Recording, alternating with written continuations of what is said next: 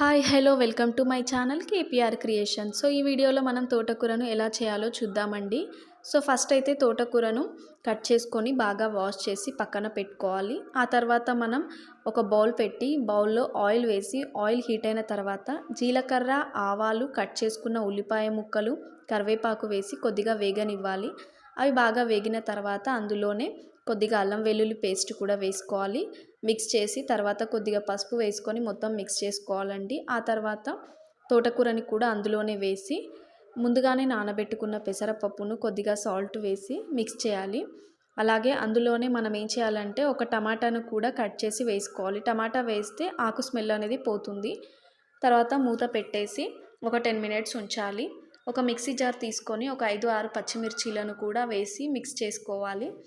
తర్వాత అందులో మనం పచ్చిమిర్చి పేస్ట్ వేసి 5 మినిట్స్ ఉంచితే తోటకూర రెడీ. ఈ వీడియో నచ్చినట్టయితే please like and subscribe to my channel.